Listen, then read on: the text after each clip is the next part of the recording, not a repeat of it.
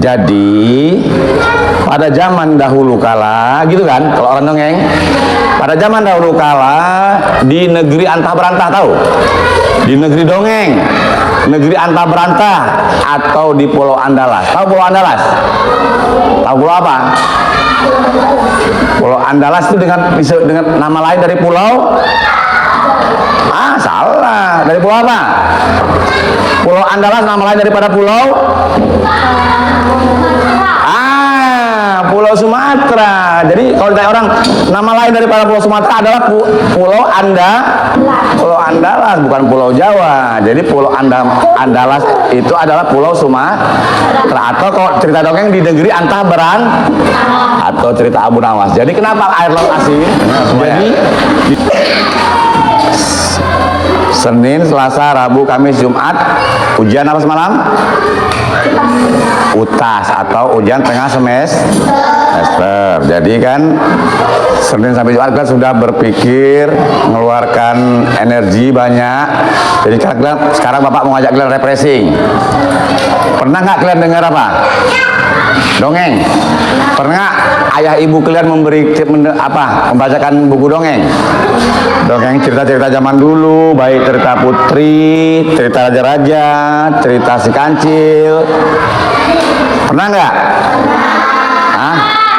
Dongeng apa coba? Dongeng si kancil, pernah dengar nggak? Nah, si kancil dan si buaya, si kancil dan si harimau. Ya, jadi ini Bapak ngajak kalian berbagi dongeng. Bapak dengar dongeng ini dulu pada zaman 40 tahun lebih ya, dari umur Bapak sekarang. Bapak sekarang 53. Bapak dengar dongeng pada saat usia kalian, usia Bapak kelas 3 atau kelas 4. Sayang. Kalau mau ribut dengar. Udah. Pada saat Bapak usia Bapak kelas 3 atau kelas 4 lah, berarti 40 tahun lebih yang lalu. Bapak sekarang umur 53. Bapak yang cerita bapaknya Bapak atau kakeknya Kak Rani ya. Ceritanya tentang kenapa air laut bisa asin. Pernah dengar nggak? Pernah dengar nggak? Kenapa air laut asin? Kalau secara ilmu alam itu air laut asin karena proses alam, pelapukan batu-batuan yang dari sungai, dari gunung ribuan tahun, miliaran tahun hancur terbawa ke laut, maka air laut asin itu proses alam, dari ledakan gunung Merapi terus mengalir ke sungai sampai ke laut sehingga air laut asin, penguapan air hujan, pengendapan, jadi makanya air laut tapi Bapak ada dongengnya ini, kenapa air laut asin? Cerita kakek Bapak dulu 40 tahun lebih lah pada saat Bapak usia kelas 3 atau kelas 4 SD, 9 tahun atau 10 tahun. Jadi pada zaman dahulu kala, gitu kan, kalau orang dongeng, pada zaman dahulu kala di negeri antah berantah, tahu? Di negeri dongeng, negeri antah berantah, atau di Pulau Andalas. Tahu Pulau Andalas? Tahu pulau apa? Pulau Andalas itu dengan nama lain dari pulau? Salah. Dari pulau apa? Pulau Andalas nama lain daripada pulau? Pulau Sumatera. Jadi kalau ditanya orang, nama lain daripada Pulau Sumatera adalah Pulau Andalas, bukan Pulau Jawa. Jadi Pulau Andalas itu adalah Pulau Sumatera, atau kalau cerita dongeng di negeri antah berantah, atau cerita Abu Nawas. Jadi kenapa air laut asin? Jadi di dongengnya pada zaman dahulu kala hiduplah seorang suami istri. Namanya suaminya Pak Aman, ibunya bernama Bu Ani. Tinggallah di sebuah desa terpencil. Mereka hidup dari berladang, mencari kayu bakar di hutan. Itulah kehidupan mereka sehari-hari. Jadi mereka itu kayu bakar dijual, berladang dijual ke pasar untuk kehidupan mereka sehari-hari. Petani miskin lah, lebih. Udah. Jadi dengar dulu, nanti dengar sayang. Jadi pada suatu hari pada saat Pak apa tadi? Pak Aman tadi menyangkol di ladang, cangkol di ladang menan sayur, tercangkollah, berlagalah mata cangkol itu dengan suara besi bunyi ting gitu. Tercangkolnya sesuatu yang di dalam tanah. Apa yang ditemukan dikorek-korek sama Pak Aman? Bukan. Tahu kalian yang untuk numbuk-numbuk ini? Bukan, yang untuk numbuk-numbuk siri. Alu ini ya induknya ya, bukan tempatnya ya, induknya itu. Jadi ting dikoreklah sama Pak Aman tadi, rupanya alu untuk numbuk-numbuk apa? Numbuk padi, siri ya kan, sekecil lah sekitar 30 cm. Dia heran kok bisa ada barang ini, ada alu ini. Dibawa lapu pulang, dibersihkan, ditaruhlah di dapur. Jadi pada malam harinya Pak Aman bermimpi. Mimpi apa? Mimpi didatangi oleh orang yang berbaju putih, semuanya serba putih, mengatakan, "Hai Aman, itu yang kamu temukan itu bukan alu sembarangan, itu alu ajaib." Ajaib itu apapun yang kamu minta dari alu tadi atau lesung tadi itu akan diberikan, apapun yang kamu minta. Tapi setelah diberikan apapun yang kamu minta, kamu tumbukkan ke tanah 3 kali untuk menghentikan apa yang dikeluarkan. Nah, jadi bangun tidur Pak Aman berpikir, apa mimpi tadi? Dia tidak dihiraukan. Apa arti mimpi tadi? Malamnya mimpi lagi seperti yang malam pertama. Mimpi seperti didatangi orang yang berbaju putih, mengatakan, "Hai Pak Aman, itu barang yang kamu temukan itu, alu tadi yang kamu temukan itu alu ajaib. Ya, apapun yang kamu minta akan bisa diberikan. Tapi setelah apa yang dikeluarkan oleh alu tadi, harus untuk menghentikannya kamu tumbuk ke tanah 3 kali. Bangun lagi paginya Pak Aman, berpikir, apa iya kan gitu. Apa ini alu ajaib, ya kan? Kemudian dia pun setengah percaya atau percaya tidak, dibilang sama istrinya, "Bu, cemana ini Bu, apa benar?" "Ya bola Pak," kan gitu, kayak percaya dan tidak percaya. Malam ketiga seperti itu lagi, mimpi yang sama, didatangi orang berbaju putih, orang tua berbaju putih, semua serba putih, jenggot, kumis putih, rambut putih, sorban putih, mengatakan hal yang sama. Hal yang sama artinya itu adalah alu ajaib, atau bahasanya apa? Alu sama lesung sama tidak?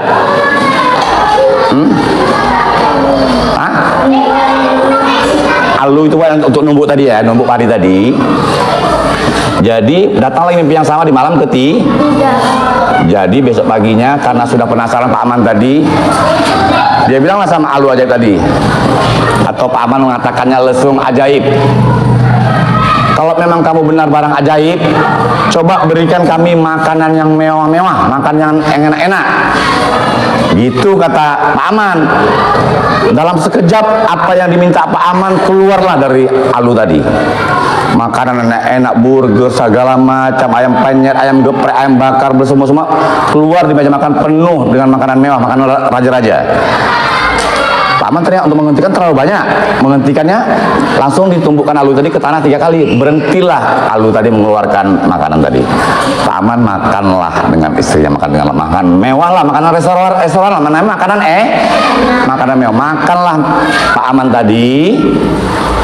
Jadi setelah makan selesai kenyang sama Bu siapa tadi? Bu Ani tadi sama istrinya. Kemudian berpikir Pak Aman, gimana ya Bu kalau kita minta harta, supaya kita jadi orang kaya, orang sugih.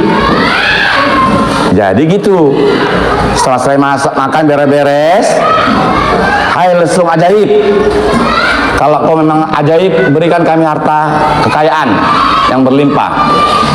Maka lesung itu alu tadi mengeluarkanlah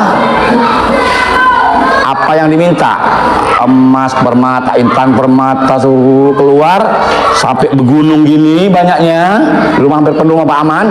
Kemudian dihentikan sama Pak Aman, ditokoklah ke tanah tumbuhkan ke tanah 3 kali, berhentilah lesung tadi atau alu tadi mengeluarkan harta benda tadi. Jadi singkat cerita, Pak Aman menjadi orang yang kaya raya lah, dengan emas segitu, gunung intan permata yang segala macam, satu gunung gini, satu rumahnya, sekali jual 10 miliar, sekali jual 10 miliar. Uang zaman dulu bukan miliar lah kan gitu ya, mungkin di bawah rupiah ketip ya. Kalau kalian belum tahu, mungkin kalau kalian masih ada uang, mata uang kita dulu apa, di bawah rupiah ada sen, ada ketip gitu-gitulah. Jadi singkat cerita, Pak Aman dan Bu An tadi menjadi kaya raya kan, bisa bangun rumah gedung kayak istana, kayak rumah Pak Warno ya kan. Jadi segitu kaya rayanya Pak Aman, sampailah beritanya sampai kemana-mana, sampai keluar Pulau Andalas tadi. Pulau Andalas pulau apa tadi? Ya, sampailah keluar Pulau Andalas, keluar Pulau Sumatera, sampai ke Pulau Jawa. Tersiar kabar bahwa saya Pak Aman dan Bu Ani udah menjadi orang kaya menjadi orang OKB, orang kaya baru, atau menjadi tuan beli tanah sana sini, beli tanah sana sini, kan gitu. Jadilah kaya udah sama kayak raja-raja, apapun yang diminta dia bisa dapatkan dari lesung ajaib tadi. Terus tahu ceritanya lagi apa lagi? Sampai berita tersebar kemana-mana, sampai ke seluruh pelosok negeri. Jadi sampailah tersiar berita Pak Aman sampai keluar Pulau orang kaya, terdengarlah oleh saudaranya yang di Pulau Jawa. Sekarang kabarnya Pak Aman sudah menjadi orang kaya raya. Kata saudaranya yang di Pulau yuk kita datangi Pak Aman itu yuk. Nanti kita kan kasih ongkos pulang. Naiklah si Pak, siapalah kita bilang namanya, Pak Slamet dan Bu Umi, boleh. Jadi Pak Slamet dan Bu Umi ini naik kapal lah ke Pulau ke Pulau Sumatera untuk menjumpai Pak Aman tadi, karena keluar saudaranya. Singkat cerita, sampailah Pak Slamet dan Bu Umi tadi ke rumah Pak Aman. Sampai rumahnya kayak istana, terkejut-kejut Pak Slamet tadi. Wih, besar kali rumahnya, kan gitu. Bu Umi gitu juga, bengong-bengong nengok halaman tamannya kayak istana, rumahnya kayak istana.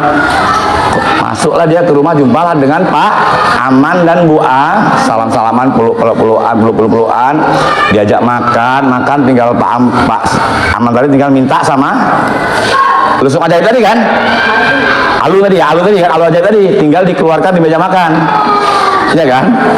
Jadi makan, setelah makan, ceritalah siapa tadi, kan penasaran Pak Slamet tadi, setelah kenyang duduk santai, kok bisa tiba-tiba kaya raya, gimana ceritanya sih Man, kok sampai bisa bangun rumah gedok, rumah kayak istana gini, segini luasnya. Namanya Pak Aman tadi orang yang jujur, dia tidak pernah bohong, apa yang ditanya dijawab dengan benar. Jadi Pak Aman bercerita dengan apa adanya, apa yang memang terjadi, seperti apa yang kejadiannya. Jadi singkat cerita dibilang Pak Aman, saya bisa kaya seperti ini, saya menemukan benda alu tadi, ya, namanya alu ajaib. Kemudian 3 malam berturut-turut saya dimimpi didatangi oleh orang tua yang berbaju putih, serba putih, mengatakan bahwa alu itu alu ajaib. Jadi cuma kan tidak diceritakan sampai penuh. Apabila mengeluarkan sesuatu dari alu ajaib tadi itu untuk menghentikan menumbuk tanah 3 kali, itu lupa atau gimana, Pak Aman nggak sempat ceritakan itu. Setelah cerita, istirahatlah siapa ini keluarga yang dari Pulau Jawa tadi. Udah istirahatlah. Jadi pada saat istirahat itu timbullah pikiran jahatnya. Kenapa bisa kayak gitu? Dia pingin, timbulan niat serakahnya tadi, iri dengkinya tadi, ingin memiliki alu ajaib tadi, ingin dibawa pulang ke Pulau Jawa, ingin dicurinya. Itu namanya punya niat ya, iri nengok saudara kita senang, iri nengok keluarga kita kaya, iri nengok keluarga kita sukses, ya. Makanya itu penyakit jadi kita nggak bisa boleh melihat orang susah melihat orang senang, senang melihat orang SMS, senang melihat orang susah, susah melihat orang kalau tetangga senang kita itu tidak, itu benar penyakit iri, dengki. Jadi pada malam harinya, singkat cerita, Pak Aman dan istrinya ini Bu Umi tadi membawa larilah alu ajaib tadi tengah malam. Langsung mereka naik ke kapal, dibawa lari. Jadi di tengah laut dalam perjalanan mereka makan, ada bawa bontotnya makan. Pada saat makan itu mereka kehabisan garam. Jadi mereka minta sama alu ajaib tadi, alu keluarkan kami garam, kami mau makan. Kata si Pak Selamat tadi. Jadi begitu dapat perintah, si alu tadi langsung mengeluarkan dia nggak pakai kira-kira berapa, kan permintaan berapa keluar terus garam. Udah cukup, kasih kira aja perlu garam untuk makan, ya kan? Satu sendok cukup, udah kebanyakan pun. Dari alu tadi mengeluarkanlah garam keluar terus kayak keran air, itu kayak keran kita itu. Cukup nggak berhenti alu tadi, karena syaratnya untuk menghentikannya pakai apa? Tumbuk tanah 3K. Jadi garam itu keluar terus sampailah penuh bergunung, berton. Kapal sudah mulai oleng. Alu tadi tidak mau berhenti.